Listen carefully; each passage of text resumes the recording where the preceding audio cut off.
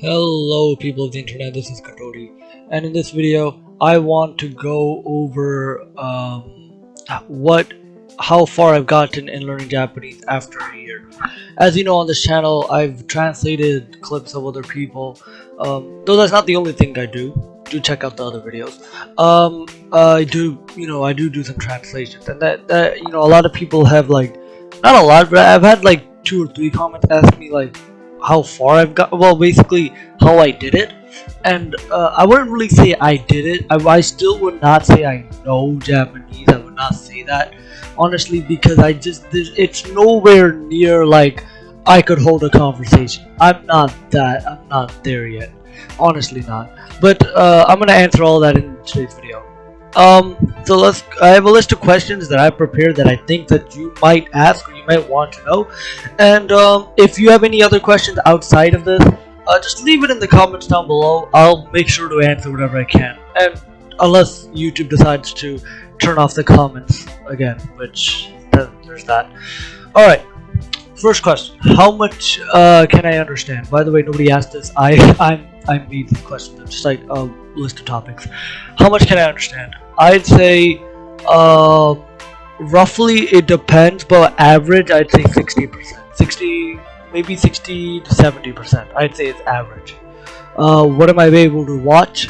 I would say I can watch stuff like slice of life anime, but at the same time, anime, for example, it's much less. Like average it's 60-70, but I'd say like I've been watching this the one anime that got really popular last season. I just got around to watching it.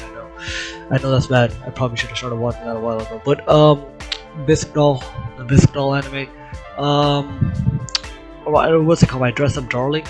I don't remember.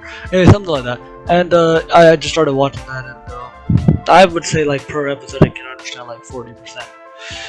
So it's a little bit less than half. Well, it's a little bit. I'd say 45%, but it's about there.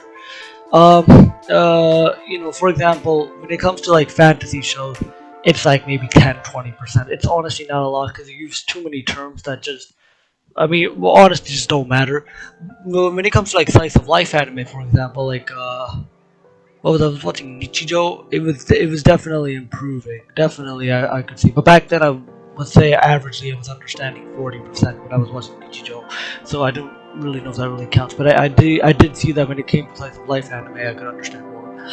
YouTube Shorts, I can definitely, I'd say, get the gist of it. I would say maybe 70, even 80% sometimes. It actually can go to 80-90% sometimes, but averagely 75%, I'd say. Just to put in the middle, but I would say even 80% is accurate enough for YouTube Shorts. Again, they're 1-minute videos and they're not going to go drastically everywhere, but it is that. And then like I've been watching this one Let's Play series from Nintendo's official Japanese channel on Minecraft. It was Yoiko's like survival life in Minecraft. I don't know what the English title would be, but yeah.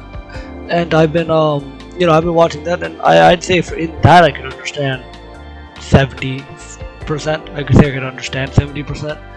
Or if I can't, usually what happens is that I can understand from context. So it can go up to 90% sometimes, but that's very rare. It's usually 70%. Again, that's why I say the average is around 60-70. So it is more than half, which is getting better, but that's average.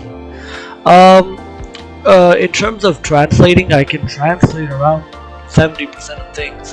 If you look at the clips, they're not 100% accurate. Again, because I am still learning, and I do rely on my Google Translate for like certain words and stuff, and like some weird grammar. It's like I understand the word, but the grammar, like I just not really understanding. But for most of the clips, I would say it was around 80%. I'd say I could understand. Again, mostly it would be like nuance or grammar related. Some words too. Personally, I've used the Refold method to learn Japanese with. Refold, I think, personally, is the best method ever because it worked for me. My thoughts are, I'd say like it gets a 9.5 out of 10. I'll go over why I give it like a 0.5 less, but honestly, like my opinion, it's not that worth it. It's a 10 out of 10. It's a really good method. Like, compared to every other method, it's a 10 out of 10, but on its own, I'd say 9.5. There's only like slight things that annoy me, but again, since nothing's forcing you, I really have no reason to give it that of a score. So it's a really good method overall. And actually, I think you'll disagree. I'll like 90% of you will disagree with me, and you're 100% right. It's just me being like, you know, nitpicking. But yeah, when it comes towards active listening, meaning like if I'm watching like Koko Radio, for example, Kaguya-sama Love is War, the anime is a radio show. I would say when I'm watching that, I can understand 40%. It's not. There's not more than half, but I could say I can understand 40%. Again, sometimes I'll watch like clips of the actual episodes, and from there I could understand 60%, but overall in the episode I'd say 40%. I think that kind of makes sense. The more it is, the less the percentage goes. Just, you know, that's why like anime episodes are like at 40%, but YouTube shorts are like at 80%. I think that kind of makes sense. In terms of reading comprehension, okay, so specifically with Japanese, the problem is that kanji is kanji, and you don't want to, like, if you don't know how kanji works, they have different readings for different words. So like, sometimes what will happen is that I'll know what the word is saying, but I have no idea how to pronounce it. And that's what happens a lot of the time, or I'll pronounce it completely wrong. Again, I'm not outputting, I'm just talking about like reading it in my head. I'll read it completely wrong. But I say that like it's gotten much better, definitely, when it comes towards reading than initially. Like, I honestly, it was hard, but now I've gotten to a point where if I could pull out a manga, I could probably casually read it, not greatly. Like, it's not something where like if I'm really invested into it, like if I'm reading I don't know, like a series I've been watching for a while and I really want to know what's happening next, I could not read it and just like, you know, accept that. It'd be like a new series I don't really care about. I could probably read it just like on the train kind of stuff, but I'd still be missing out on a lot of nuance and stuff, because again, I can't fully read it and fully understand it. My reading comprehension is especially low because Refold recommends to do 3-channel immersion, which is with subtitles, audio, and visuals. But for me, for the longest time, I was just doing audio and visuals because I couldn't really find a lot of stuff subtitled, or if I did, it was like fantasy anime, and I just didn't want to really do that. Only recently, again, with stuff like not again, but stuff like Haikyuu. I've been watching Haikyuu on I've been watching Haikyuu, and they have subtitles in Japanese, so I've been able to do that. But most of the time, it's not 3-channel. Or I mean, luckily, a lot of like Japanese YouTube videos will have them subtitled anyways, like parts of it. You know how like if you know how Japanese editing works, that's you know, you have those kinds of subtitles, but that's about it. And that's for most of my reading comprehension, like where I'm learning from, just unconsciously, because I'm looking at the subtitles all the time. Well, they're sort of subtitles. I think you guys understand what I mean if you've seen like Japanese YouTube videos. If not, just like watch one. Honestly, like search up like Jukia or something. Jukey. It's like a YouTuber. Yeah, you can watch that. And actually, that's another thing I want to add is that because of you know, trying to find new types of content to watch, excluding just anime, it's gotten much better in terms of you know, finding other things. Like Jukia, this YouTuber, like I honestly like his content a lot, and now it's gotten to the point that if I stopped Immersion today, I'd probably still watch his stuff. Like if I gave up on improving any further, I'd still watch his stuff. Same thing with the Yuiko series. Even if like I stopped, well, I think I've seen it been translated already by like some fan translation. So if I watch that, I'd probably watch it in English if I just stopped caring about Immersion.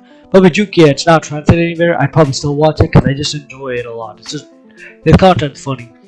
When it comes towards Anki, I think Anki, in the beginning stages when I was trying to learn the first 1,000 kanji, was metaphorically hell, because it was very hard to get that stuck in your mind.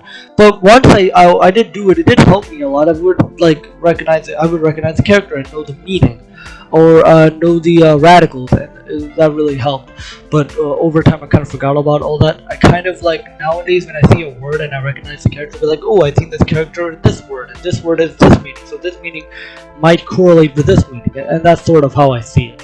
nowadays, but in the beginning it was like that. Anki, in terms of learning the basic 1,000 words, very important. I think that that's something everybody should do. It's immensely important. If I had not learned the first basic 1,000 words, I would have been stuck completely. It would have been very difficult to kickstart immersion. But honestly, it did really help a lot.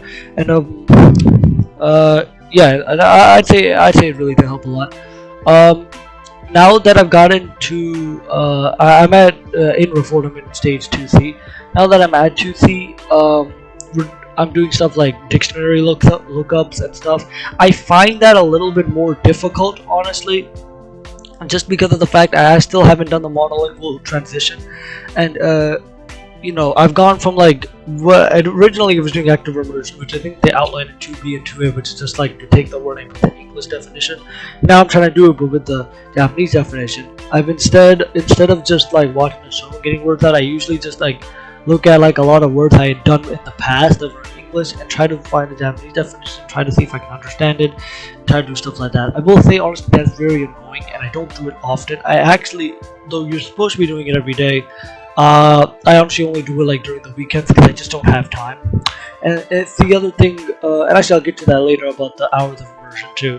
But I've only been doing it like around Saturday or Sunday, just because of the fact that like you just can't really find time, honestly. Okay, yeah, actually I'll go in depth with this. So I'm in level 2C of Refold, but the thing is I want to get to stage 3 because I would love to output. But I'd say my level of comprehension is level 4. Not for everything. I'd say for everything it's for most, even at the most like lowest, it's at like close to level 4. Well, excluding like lectures and like stuff like that. You know what I mean? Like college lectures. Of course I'm not gonna get that far with that. But if you're talking about generally wise, level 4 comprehension, I'd say. And I'm trying to get to level 5. I'm not there yet. I'm like 100% not there yet.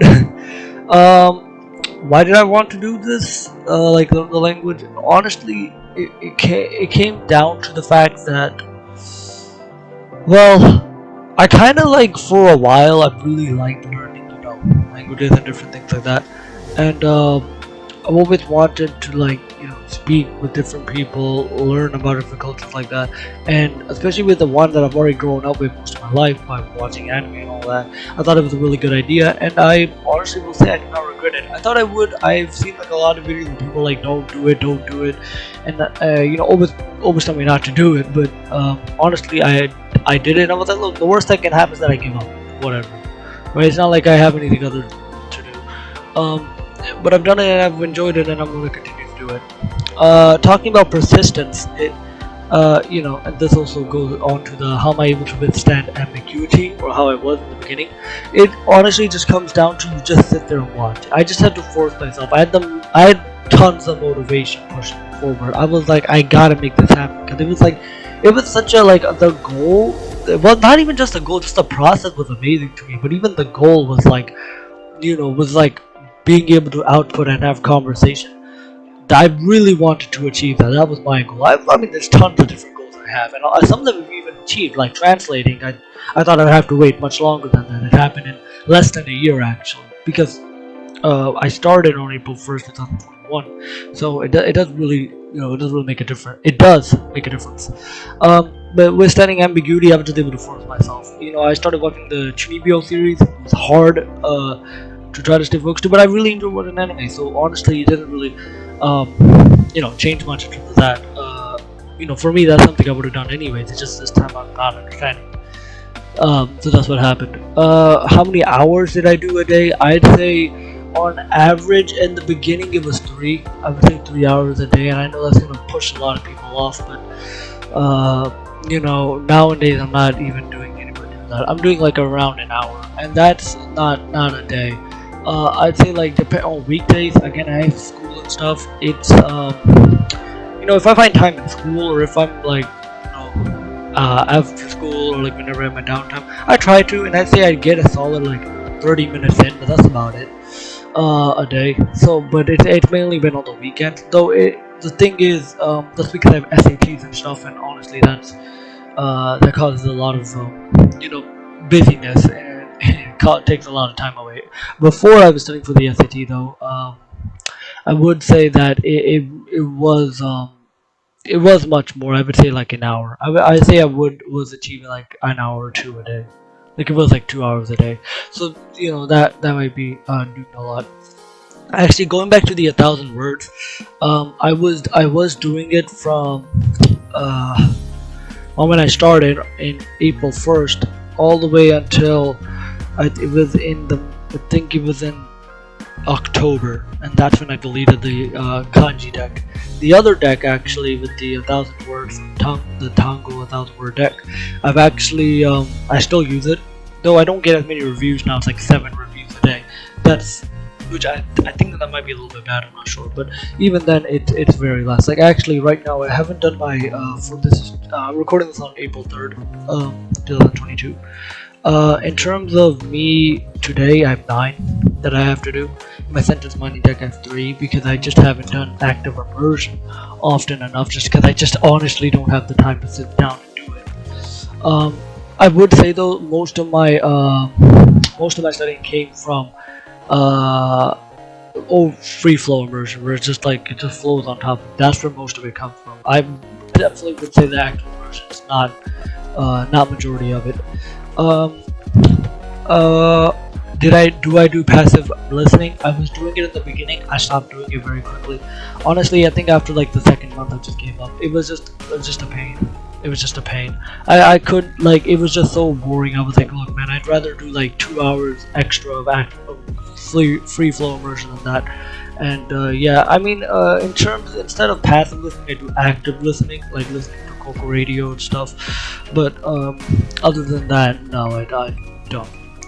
Should you learn it? I'd say if you're able to persist, yes. If you don't have like anything, if you're doing something right now, like if you have a hobby, this is actually very important. If you have a hobby, do not do this. Do not, because you're just not gonna have time. I'm talking about like if you come home and all you do is like do chores and homework and like just have free time, like just watching TV and stuff. Then yeah, this is actually probably more manageable. But yeah, but I would not recommend doing this unless if it comes to Spanish, I would probably say yes, because Refold you don't have to immerse as much. Again, it's more similar to English, but I would not do it for this language. When it comes towards how long did it take all combined, so prior to April 1st, 2021, I was doing a grammar guide. I was following Takem's grammar guide, and I was doing a little bit of that, and I was also adding it to Anki decks and stuff. I didn't really improve much of it. That might have been like 5%, honestly, of my total. Like right now that I know, I would say 5%. It honestly was not a lot. Mainly stuff like how to use like different grammar concepts. Again, I didn't know what I was doing for a while. Prior to that, I was also during the summer doing like hiragana and katakana. Meaning like I would spend like 2 months just doing hiragana and another 2 months doing like katakana. So I honestly was just different summers. And yes, 2 months, because again I didn't know what I was doing. Didn't know I could have immersed or any of that. If I knew, I would have done it. Honestly, would have been amazing if I had. But I only discovered immersion around April of last year, and actually I kind of didn't know about it, but I thought I had to like learn the grammar fully first. Didn't know I could just straight up go into it. So yeah, I did push it off for a while. I could have probably started around December of 2020, but either way, I'm happy I started it later than ever. And that should be everything I wanted to mention. There's probably much more, and if I have like follow-up things, I might leave it in the comment. I might make a part 2. I don't know what I'll do, but we'll see. Yeah, this ended up being a 20-minute video of me rambling. I thought I was gonna get it done in the first 6 minutes of me recording, but that definitely did not work out. But yeah, I'd say if you're very motivated and this is like something you really want to do, I'd say do it. Honestly, I have a feeling that there's going to be a lot of like opportunities in terms of like creative stuff like YouTube or even in jobs generally, where you could use a language ability to bring yourself forth in the world. I'd say you can make yourself collect content for the people that know your language, or maybe you could do the other way around, or you could become become a TikTok star. I don't really know. There's lots of opportunities there that exist, and I just think they need to be tapped into. So if you're going to learn a language, you should definitely try to tap into those opportunities. Other than that, I'm gonna leave this video here. Thank you so much for watching. Leave a like and subscribe if well, actually, I don't really care. I will say this though, I don't know if I'll make one for 2023 or maybe in a couple of months. I don't really know. Maybe when I get to the next stage. Because the thing is, if I'm not at the speaking stage by next year, then that could probably make the next year's video boring. So I gotta see what happens. But yeah, that's where I'm gonna stop. Okay, I've been rambling on for 2 months. This video is gonna be immensely difficult to edit, but well, that's my future self's problem in about 5 minutes. Anyways, talk to you guys some other day tomorrow. Or I'll see you. Well, I'll talk to you guys tomorrow, some other day, or some other day. See you guys next time. Peace and have a great day.